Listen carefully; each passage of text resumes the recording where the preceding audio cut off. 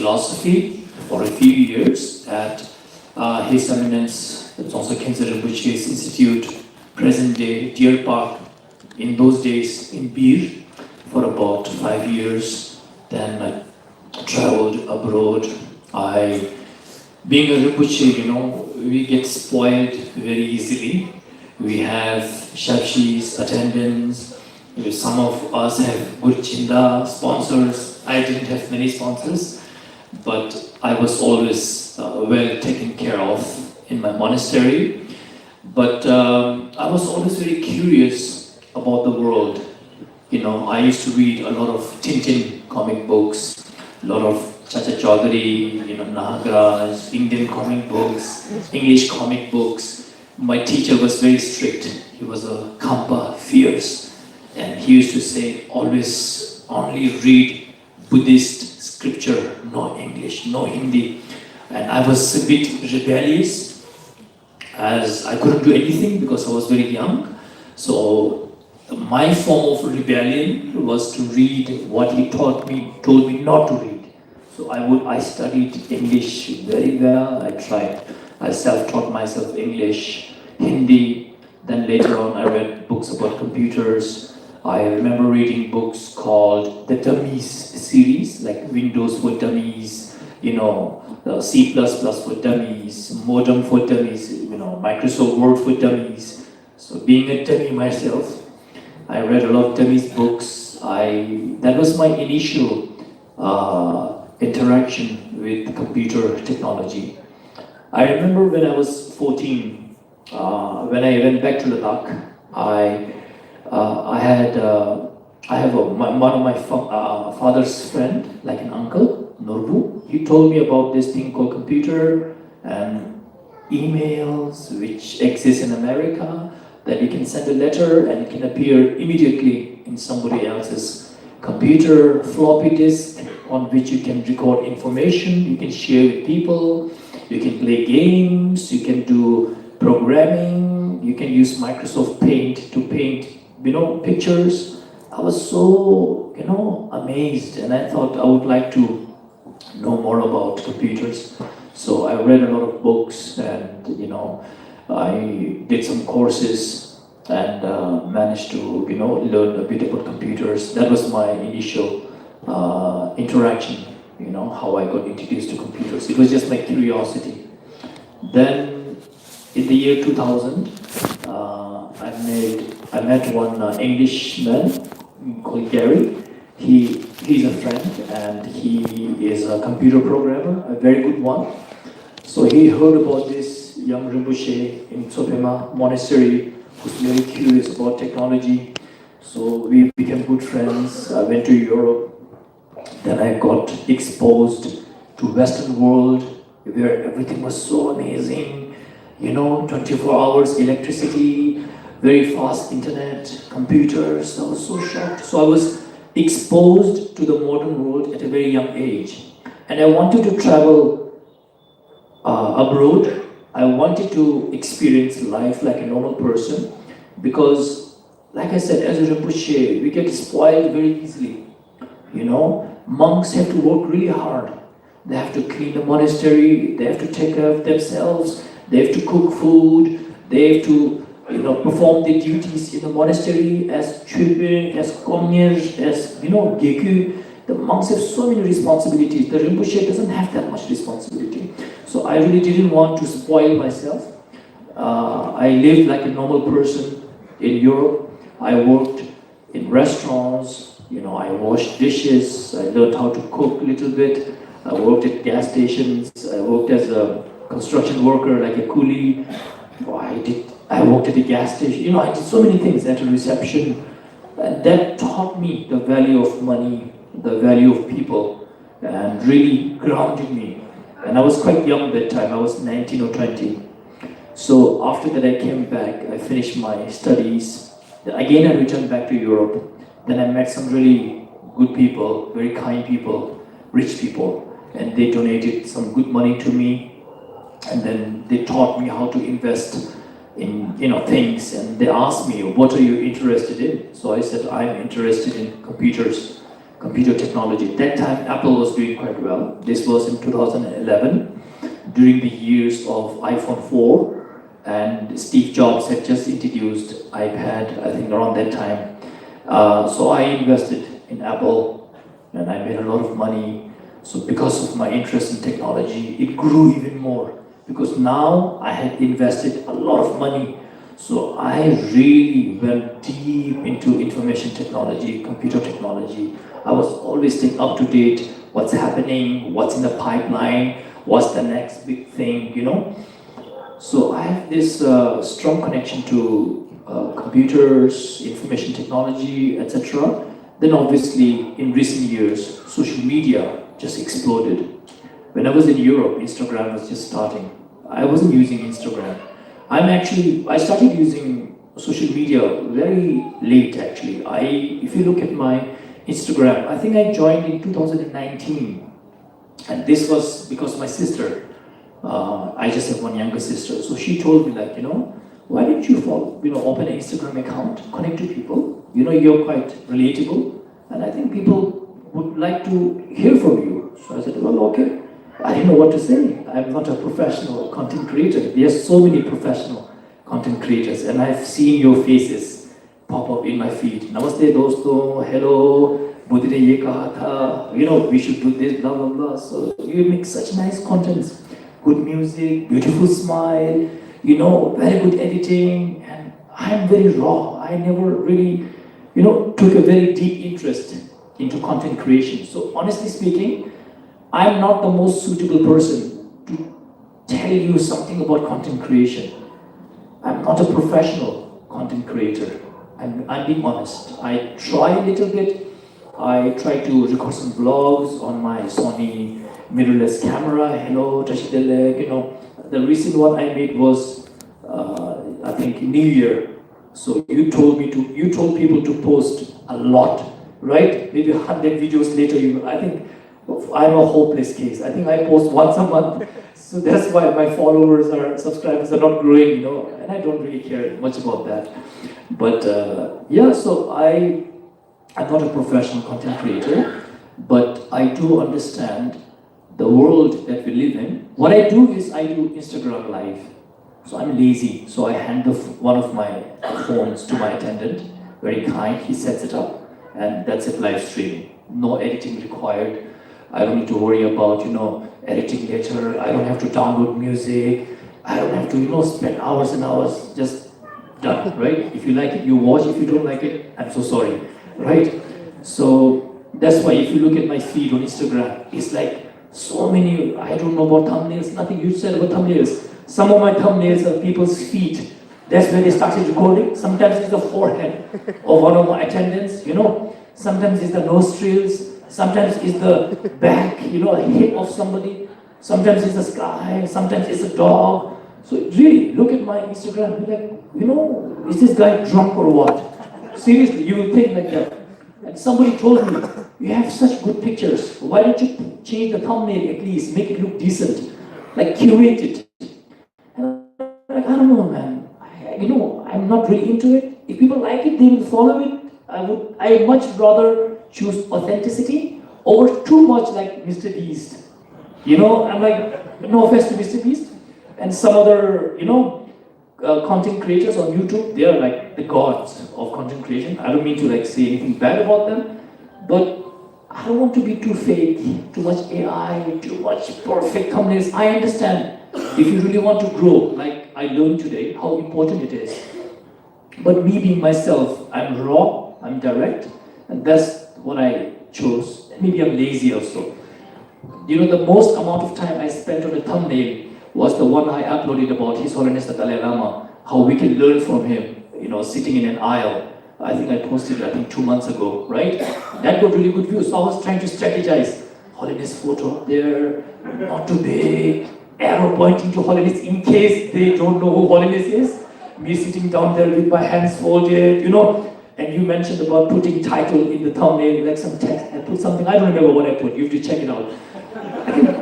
I think Mr. Beast would be proud, but it's just my laziness. So I'm not really a professional content creator, but what I would like to say before I talk too much is that we have a responsibility.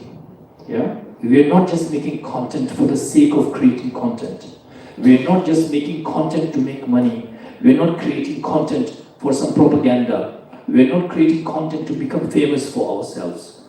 We have a big responsibility. We are trying to spread the Buddha's teachings, which are profound, which are eternal, timeless, and ancient. But at the same time, as samsara degrades, it becomes more relevant. As it becomes darker, the candle, the luminosity, it becomes brighter. In the same way, the Buddha's teachings are becoming very relevant these days. Because from my experience, I think a lot of people in today's world, they have already tried everything. They've tried, spending time in a big hotel. They've tried eating the most delicious food. They've tried riding in the best cars, in airplanes, wearing good clothes, but still, they don't feel inner happiness.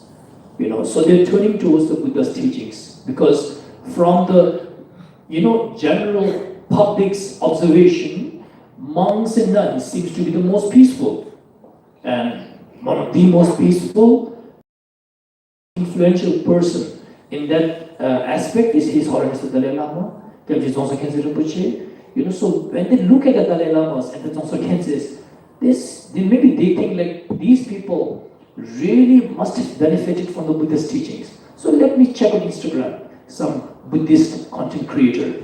So maybe they see some from Theravada, some from Mahayana, some from Vajrayana.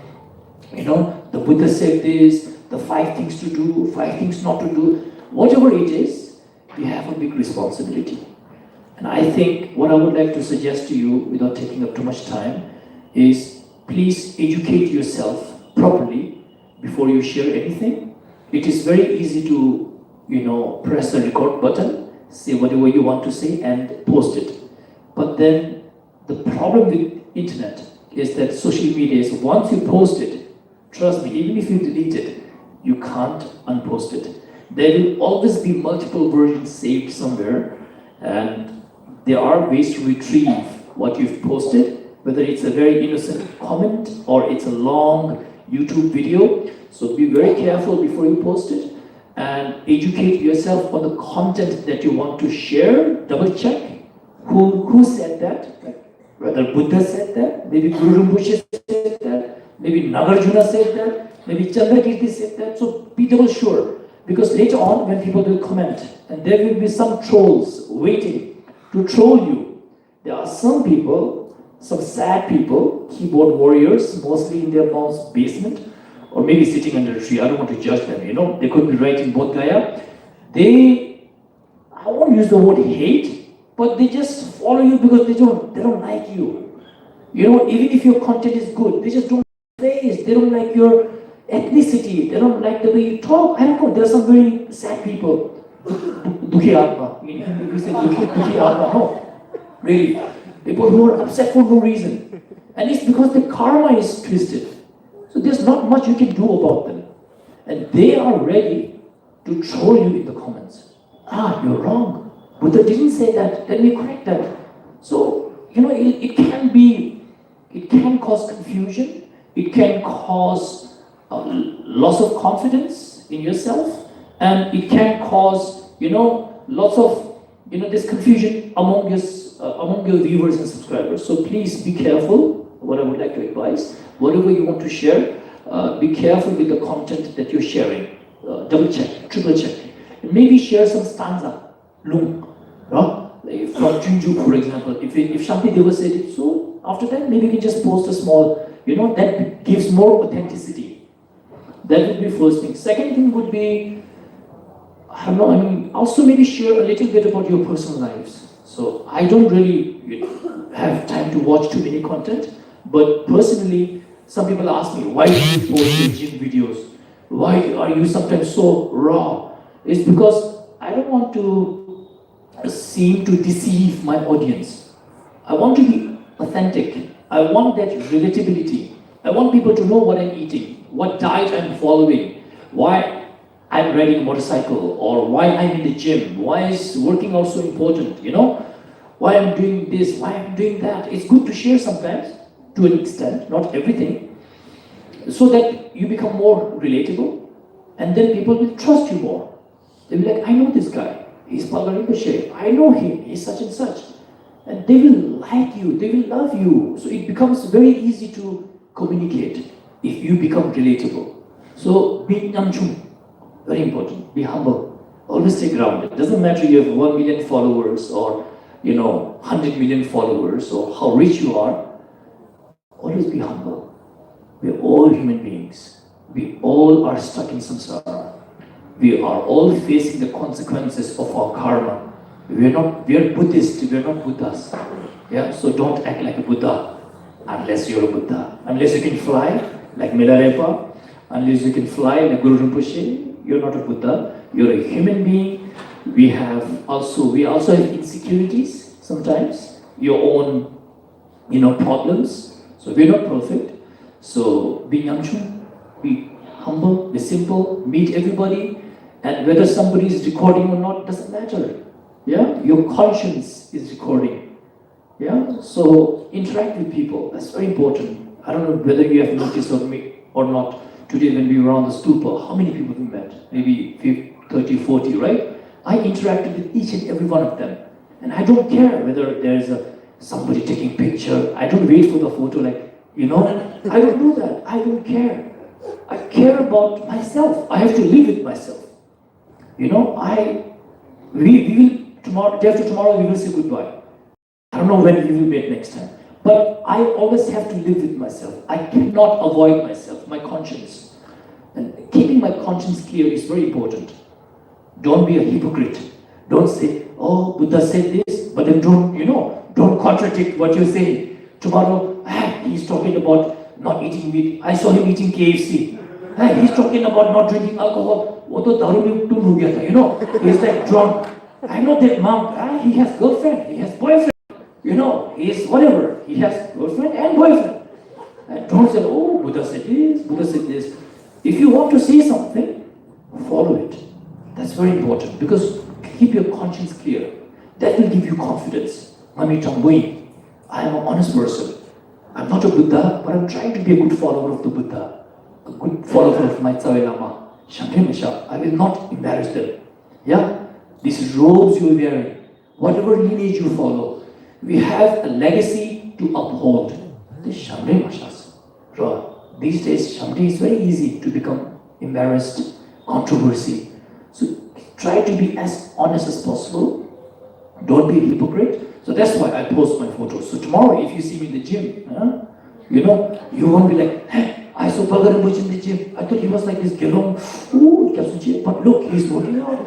I saw him in pants, jeans, big hat. Okay, I don't do anything bad, but you know what I mean? So you won't lose your trust in me, right? You won't be shocked. I know him, yes, he posed yesterday. Yeah, he was watching Durandar before he came to Bodhagaya at 10 o'clock. Yes, I did. I really enjoyed it.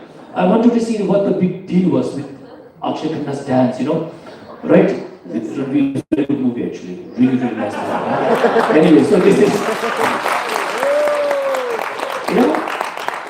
but honestly, I don't go to parties. Yeah, I don't drink. I don't smoke. I don't eat meat. I don't womanize. You know what I mean? I'm a loyal person. I'm a dedicated person. Let's not go too much into my personal life.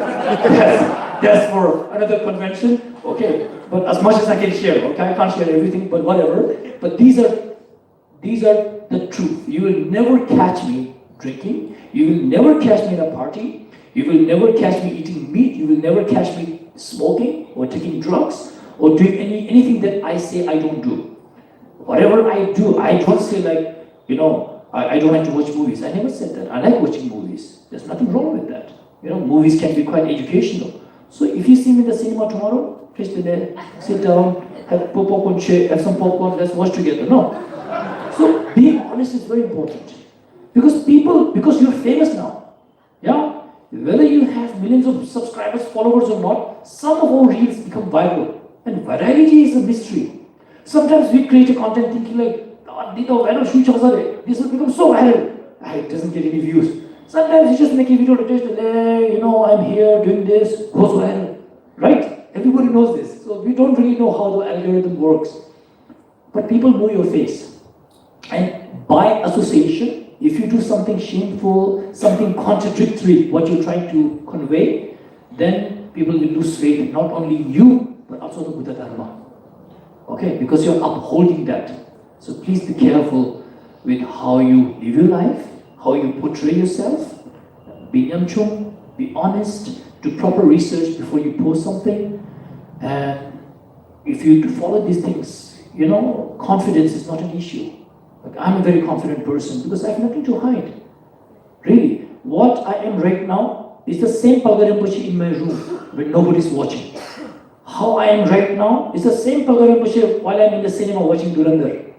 What Palga Rinpoche you're seeing right now is the same Palga Rinpoche in the gym, in Ladakh, anywhere. You will never find another version of me. Seriously. So I don't lie to myself. I don't pretend. There's no time for that. Be honest to your audience and be honest, most importantly, to yourself, to your zamir, to your conscience. Don't lie to yourself. Yeah? And you live guilt-free. Yeah? Your conscience stays clear. Confidence comes naturally. Listen to your gurus, from the Dalai Lamas to the Dzongsa Khenses. Yeah? Study the texts as much as you can and convey that message in a very relatable, humble, nyamchung and honest way. That will be my advice. Thank you.